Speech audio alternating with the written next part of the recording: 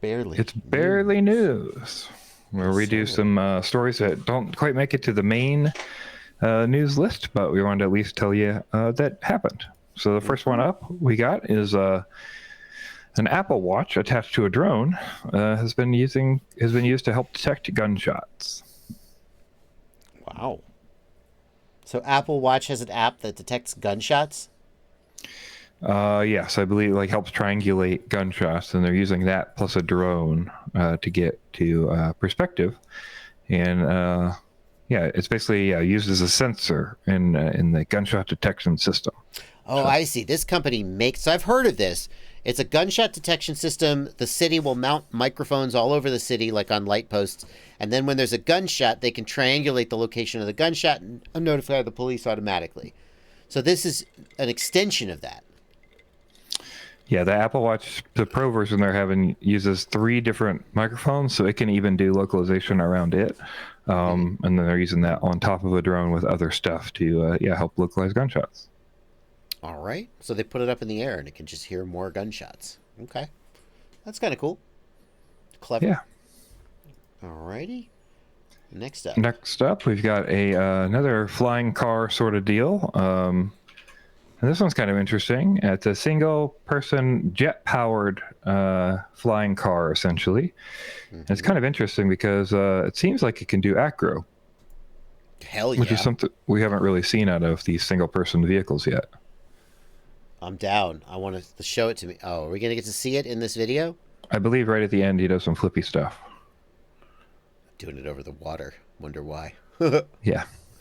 How many motors has it got? I'm kind of having trouble. It's cut I away. believe there's 10. I think it's either 8 or 10, but I think there's 10. I think there's one in the back and one in the front. Wow. That looks pretty badass. I mean, oh, there you go. Shit. Shit, yeah. Oh. So that's pretty neat. Oh. Jesus Christ, dude. Obviously, VTOL, yeah, 10 micro turbojets, a max speed of 250 kilometers an hour. And they're doing a flight test campaign in the United States. So, would you get in that thing and do acro? Yes. Okay. Hell yes. Okay. Yes, absolutely. Absolutely. Some of chat I'll fly the seems to shit out of disagree that. What are with- you talking about? Some of chat seems to disagree with you. That I would do it or that they would do it? I mean, a lot of chat seems to think they would not do it. So, oh, come on, what could go wrong? Flight test campaign in the United States. Get Jet Racer, Frank. yeah. So as we've discussed before, get in touch with me. As we've discussed before, manned aircraft in the United States who are this small normally classified as ultralight, and they have different restrictions. So because you're in it, you typically do not have near the restrictions that you have in a drone. I don't believe you even need a license for this because of the class it'll fall in. You literally can just hop in it, and fly it away because it's experimental. Yeah, it's interesting. People are confused about the fact that drones have more regulation than big aircraft that carry people. But the theory, I think, is that if you're a dumbass in an experimental aircraft, you will solve that problem. You will only get to be a dumbass once. Yes, and then correct. that problem will be solved. And with drones, you can be a dumbass repeatedly, as Philly Mikey shows. Yes, correct. Oh, name calling, starting shit. Sorry, Philly Mikey is not a dumbass, but he does have repeated infractions. That's why I went that way. Blunty, that's a good point in the chat. Why is this barely news? This seems like really newsworthy. You thought this was barely news?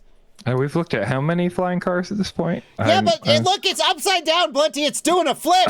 Have you seen one? Hey, Jetson 1. Do a flip. No? Oh, not interested. Okay.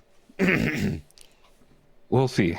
I mean, I see where you're coming from, but at this point, I don't know. We've seen so many of these flying cars. There's about 20 in production right now. So I think we need to see what lasts the test of time, right? That's sort of where I'm at. Yeah. Jet Racer flying car. The flight test in the United States. I need to talk to their media team. I want to know more about this. In the United States. I hate your website. Contact. Like you don't know what the electronics in there are like. Like, you're just assuming smart people are looking at them. It could have an R9 receiver that'll fail safe and fly. Exactly. I mean, you might trust the stuff, but I don't.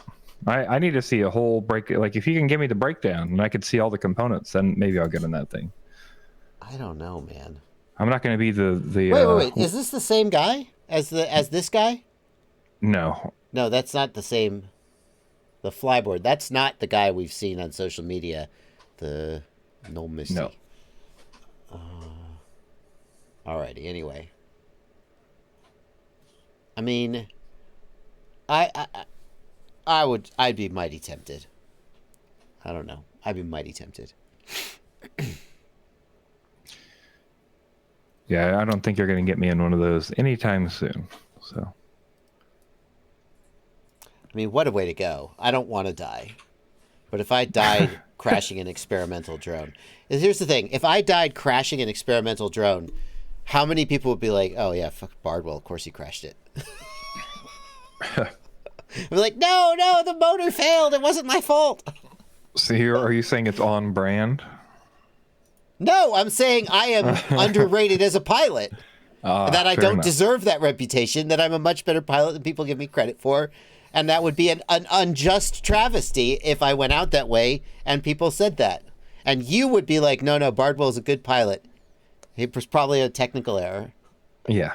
We would investigate the NTSB findings for you, don't worry. Okay. Well, that's pretty badass. It doesn't run race flight, Abraham. You're joking. It doesn't run race flight.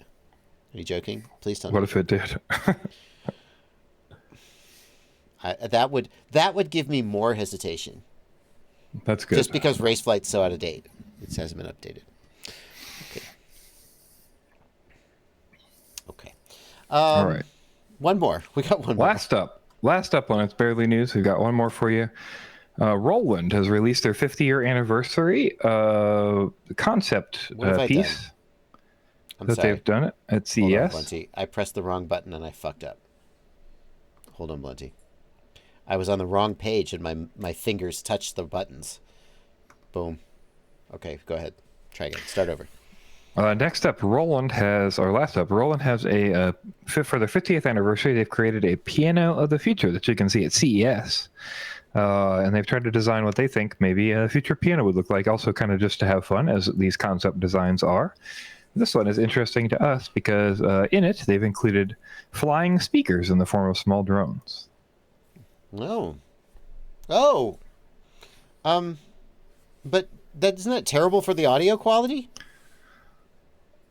Yeah, they talk about how they're basically doing a lot of things to attempt to get the sound profiles down from the drones.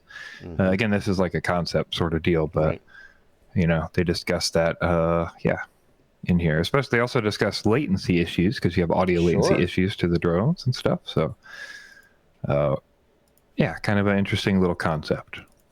All right. Well, that's clever, but I definitely agree that is barely news. Yes. All right. And that is going to bring us to the end of the FPV news this week.